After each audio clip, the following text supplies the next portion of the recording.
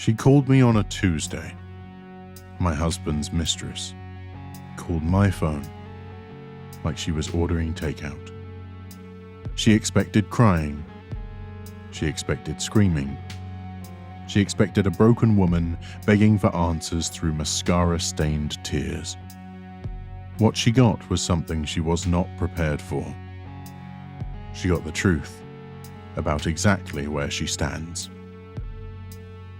I'm going to tell you something most people will judge me for, and I need you to listen to the whole thing before you decide how you feel. I have known about my husband's affair for 2 years. 2 years. 730 days. Every single one of them spent making a calculated decision to stay. Not because I'm weak. Not because I'm in denial. Not because I don't have options. Because the math works. Let me explain. My husband and I have been married for 14 years. We built a life. A real one. The kind with a house in the right neighborhood, memberships at the right clubs, children in the right schools, and a network that took a decade and a half to cultivate. I don't work. I haven't worked in 11 years. Not because I can't. I have a degree. I have skills. I have a brain. But because we agreed early on that I would run the household and he would run the business, a division of labor, a partnership. And for a long time, it was a good partnership. Then, about 3 years ago, things shifted. He started traveling more, working later. His phone became a locked vault. The usual signs. The ones that every advice column lists under red flags your partner might be cheating. I didn't confront them immediately, because I'm not impulsive, I'm strategic.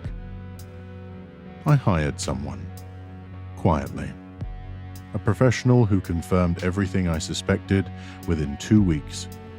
Her name, her age, her apartment, the frequency of their meetings, the gifts he'd bought her.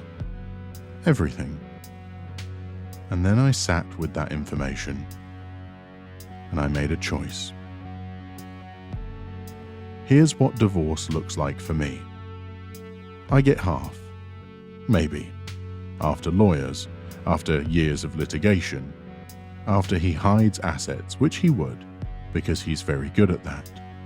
After the house is sold, after the kids are shuffled between 2 addresses, after my social circle, which is built entirely around couples, around his business partners and their wives, fractures and reforms around him, because in our world money talks, and he has more of it.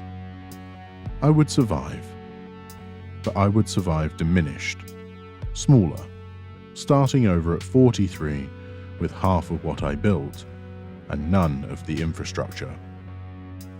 Or I stay. I keep the house, I keep the accounts, I keep my mornings, the ones I spend at the club, at lunch with friends, at galleries, at the places that make my life mine. I keep my children's stability. I keep my name and my standing, and my Thursday night dinners, and my annual trip to the south of France. And he keeps her. Some of you are already furious with me.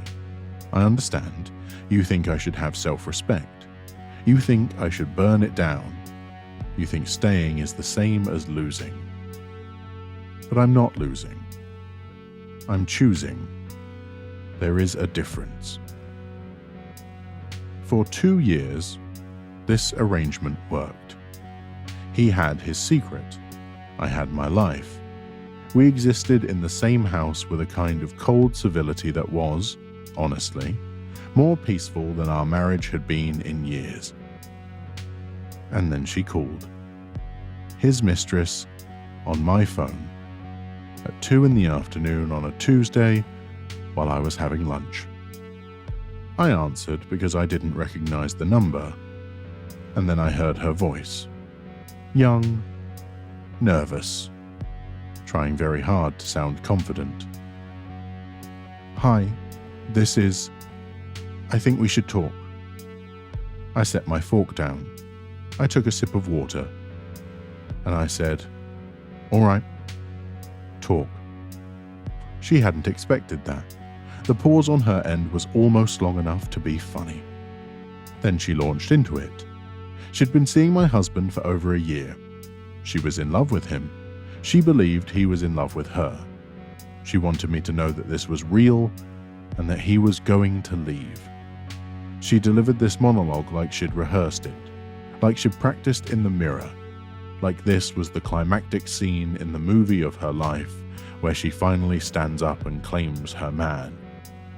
I let her finish. Every word. I didn't interrupt once. And then I spoke. "Are you done?" Silence. "Good. Now let me tell you a few things you apparently don't know." I kept my voice flat, measured, the way you speak to someone who is not your equal and you want them to feel it. First, I've known about you for 2 years. Your name, your address, your little apartment that he pays for, the restaurant where you think you're having romantic dinners. I know all of it. I've known longer than you've been relevant. I could hear her breathing change. Second, he's not going to leave. He's never going to leave, because leaving me costs him half his net worth, his reputation, and his relationship with his children. And whatever you think you mean to him, you don't mean that much. Nobody does. Third, and this is the part I really need you to hear, you get the leftovers. You get the scraps of his time, the hours between meetings, the lies he tells me to see you. You get a rented apartment and stolen Tuesday afternoons. I get the house, I get the name, I get the children. I get Christmas morning and family vacations and every single public-facing moment of his life. You get the parts of him that I don't want. The line was quiet for a very long time. You only get the leftovers. And if you're calling me to complain about the portions, you've already lost. She hung up, and she didn't say another word. She didn't call back, but she did something worse.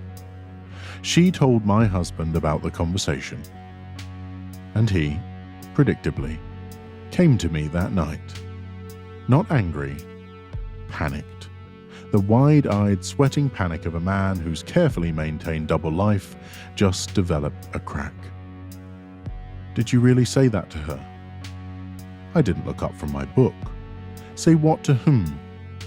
He stood there, waiting for the explosions that wasn't coming, the tears, the accusations, the dramatic confrontation he'd been bracing for since the affair started.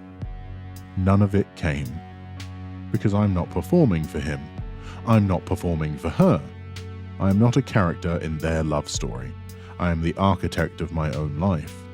And my life is exactly where I want it to be.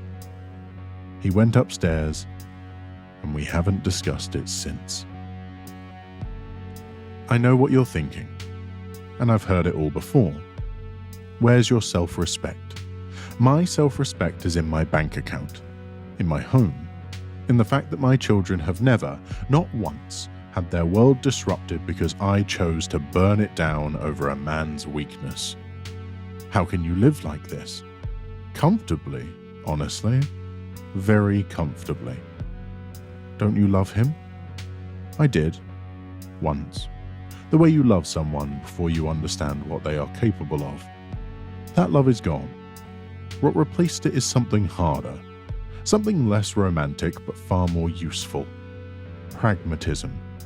Partnership. An arrangement that serves both of us. Even if neither of us would describe it as happy. Is this the life I imagined when I walked down the aisle? No, it is not. But the life I imagined was a fantasy, and I don't live in fantasies anymore. I posted this story because I needed to say it out loud. To someone, even if someone is a screen full of strangers. I'm not looking for validation. I don't need anyone to tell me I'm strong or smart or playing some brilliant chess game. I'm just a woman who did the math, who looked at the two doors in front of her, leave and lose, or stay and control, and chose the door that kept her life intact. She gets the affair, the secrecy, the stolen hours, the anxiety of wondering when he'll stop answering her texts. I get everything else. And if that makes me cold, then I'm cold. I can live with cold. I've been living with worse.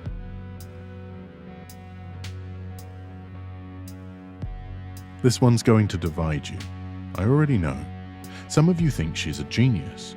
Some of you think she's a prisoner of her own pride. Some of you think she should burn it all down and start over. Tell me which one. And tell me, honestly, if you were in her position, with her money, her life, her children, would you really leave? Or would you do the math too? Comments are open.